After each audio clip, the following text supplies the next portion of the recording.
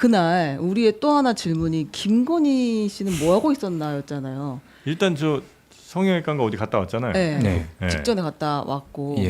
왜 그리고- 갔는지 진짜 뭐 했는지는 혹시 얘기가 좀 나오나요? 예, 아마 수면 치료를 받은 걸로 전 알고 있어요. 그날 예.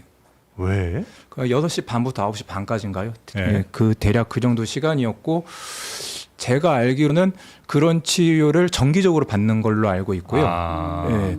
그리고 그렇게 받고 관저 돌아와서도 그 정도의 어떤 정신적인 상태가 유지됐습니다. 다시 얘기하자면 좀 이렇게 몽롱한 네, 몽롱 좀 누워 있어야 되는 상태. 예. 이제- 사업하기 잘 안 되는 상태. 네, 상태였고 그래서 조금 이따 더 뭐 부연하겠지만 이제 거기에서 이제 누군가가 이제 와가지고 같이 시청을 하는 이제 그런 이제 과정이 연출이 되죠. 같이 시청을 한다는 게 계엄 계엄 선포 선포하는 거. 장면을 예, 보좌하는 TV로 봤다고요, 누군가. 김건희 씨가.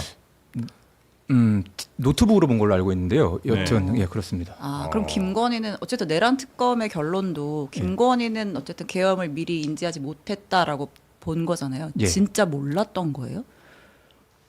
저도 너무 너무 궁금한데 궁금한데요. 이거는 뭐 답은 알 수 없는 거죠. 네. 네. 일단 본인은 이제 몰랐다고 주장을 하는 거고. 예. 어. 이게 왜 제가 답답하냐면 그 두 부부를 아주 오래 전부터 또는 깊숙이 아는 사람들은 그렇게 얘기 안 하거든요. 그럴 몰랐을 리가 수가 없다. 근데 이제 계속 뭐 수사 당국이나 아니면은 그때의 참모들은 몰랐다. 뭐 여러 가지 동선이나 진술들 보면 몰랐다고 하니까 예. 네. 근데 그냥 우리가 전해 듣기로는 김건희 씨의 뭐 세력 혹은 김건희 씨를 따르는 사람들이 그 용산 대통령실 내에도 꽤 있는 걸로 그렇죠. 알고 있어서 모르게 할 수 있나? 근데 그게 이제 그 특검도 그렇게 결론을 내린 이유가 김건희가 몰랐다고 결론을 내린 이유가 예. 이제 그런 정황들이 있는 거예요. 몰랐다고 볼만한 정황들이 있는데 아까 말했다시피 그 황종호 행정관이라고 네. 네. 그 윤석열 대통령을 이제 삼촌이라고 부르고 김건희 씨를 작은 엄마라고 불렀던 그런 네네네. 사람인데 고향 네. 친구의 아들인가? 그렇죠. 예. 그만큼 아니죠. 강릉의 황 사장 황 회장 아들. 아들. 예, 예. 그 관절을 이제 마음대로 드나들 수 있었던 사람 중에 한 명이고 예. 얼마나 실세인지를 보려면 이제 계엄 선포 직전에 그 심야 대국민 담화가 이제 예고가 되니까 대통령이 심야에 대국민 담화한다니까 얼마나 사람들이 궁금하겠습니까? 그러니까 이제 다들 무슨 일인지 알아보려고 했는데 그때 당시에 그 황종호의 전화가 폭증을 합니다. 이게. 통화 기록을 다 떼봤을 거 아닙니까? 네. 황종호의 전화가 불이 났다는 거예요. 아, 그러니까 급하게 이제- 막 여기저기로 전화했군요. 그렇죠. 그러니까 이제 특검에서는 처음에 황종호가 이 지령을 전파하려고 이 황종호한테 전화가 몰린 게 아니냐라고 특검은 추측을 하고 황종호에 대한 엄청난 강도 높은 조사를 벌였다고 그러더라고요. 네. 근데 이제 황종호 씨가 조사를 받아서 진술하는 부분을 보니 이게 정반대의 상황이었던 거예요. 다들 황종호한테 어떻게 뭔 됐냐 상황이냐. 이렇게 물어보니 자기도 모르니까 답답하니까 네. 관절을 찾아갔던 겁니다. 근데 관절을 가서 이제 김건희 씨가 있고 그래서 이제 김건희 씨랑 같이 그 아까 말했다시피 노트북. 비상계엄 노트북으로. 선포하는 걸 같이 봤다는 거예요. 작은 엄마 이게 무슨 일이야? 그래요? 그러니까 이제 황종호를 얼마나 뭐 압박을 하고 뭐 수사를 열심히 하셨겠습니까? 그런데 네. 특검에서도 발버둥 최종적인 쳤죠. 결론은 정말 몰랐을 것 같다. 그게 이제 특검의 결론이고. 그렇죠. 예. 그러면 그 왜 김건희 씨가 막 엄청 화를 냈다고 너 때문에 다 망쳤다 뭐 이 얘기가 있었잖아요. 그게 이제 그러면 그 선포하고 나서 직후에 한 얘기예요? 언제쯤 한 얘기입니까? 그 이야기는 예. 그 이야기는 추후에 했던 이야기고 그날 새벽에 이제 윤석열 대통령이 계엄 네. 해제까지 끝나고 귀가했을 때는 예. 너 때문에 다 망쳤다 이런 워딩은 아니고 대신에 어떻게 이럴 수가 있냐 김건희 씨가 윤석열한테 윤석열 대통령한테 그렇게 이야기를 했다는 거예요. 그 상황도 황종호 행정관이 다 목격을 했다고 진술했다. 어떻게 이럴 수가 있냐? 예. 김건희 씨는 대선 후보 배우자 시절 허위 이력 논란이 커지자 국정 운영에 나서지 않겠다 약속했습니다. 남편이 대통령이 되는 경우라도 아내의 역할에만 충실하겠습니다. 하지만 이런 약속을 깨고 주요 국면마다 국정에 적극 개입한 것으로 드러났습니다.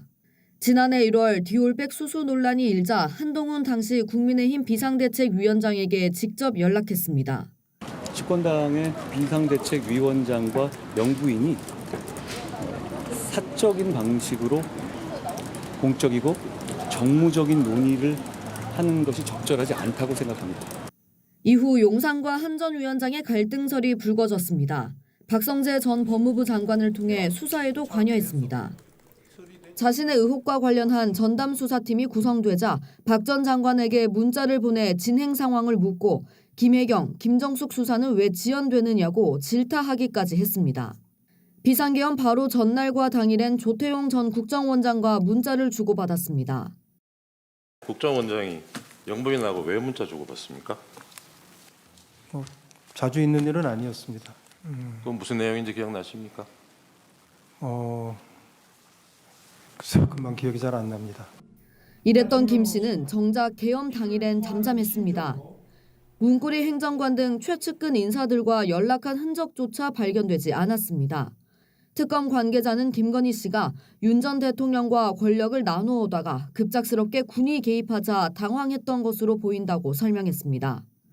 특검은 윤 전 대통령이 김 씨의 사법 리스크를 본인에 대한 사법 리스크로 생각해 방어하다 계엄을 선포했고 이때부터 정치 공동체인 두 사람 사이에도 균열이 생겼다고 판단했습니다. JTBC 여도현입니다. 어제 180일에 걸친 수사를 종료한 조은석 내란 특검. 특검은 계엄과 관련된 김건희 씨의 행적이 확인되지 않았다며 그가 123 비상계엄에 관여하지 않은 것으로 판단했습니다. 다만 계엄 실행에 김 씨의 사법 리스크를 해소하기 위한 목적은 있던 것으로 봤습니다. 정치권에서는 이른바 V0로 불리며 국정에 상당한 영향력을 행사한 김 씨가 계엄을 몰랐을 리 없다는 지적이 나옵니다. 너 때문에 망했다는 게 내가 계엄을 몰랐는데 네가 계엄을 해서 망했다는 건지 아니면 계엄을 하려면 제대로 했어야 되는데 그걸 못해서 망했다는 건지 너 때문에 망했어라는 게 무슨 말인지를 알 수가 없어요. 근데 그거를 그냥 특검이 해석을 해놓고 있어. 이번 내란 특검 수사 결과는 낙제점에 가깝다는 날선 비판도 제기됩니다. 수사 결과를 발표할 때마다 사건 관계자들의 진술이 공개돼 이를 듣고 특검에 출석한 다음 관계자로부터 새로운 진실을 얻어내기 어려웠다는 평가입니다. 검찰 특수본과 경찰 특수단이 했던 내용에서 크게 벗어나지 않아요. 새로운 게 하나도 없어요. 그러니까 요람만 떨었지 아무것도 없는 특검이 된 거고 정치적인 홍보만 했던 특검이다. 저는 그래서 그런데 불구하고 이제 정청래 대표 같은 경우는 2차 특검 하겠다고 그러니 이런 특검이 백날 해봐야 뭐가 또 나오겠어요.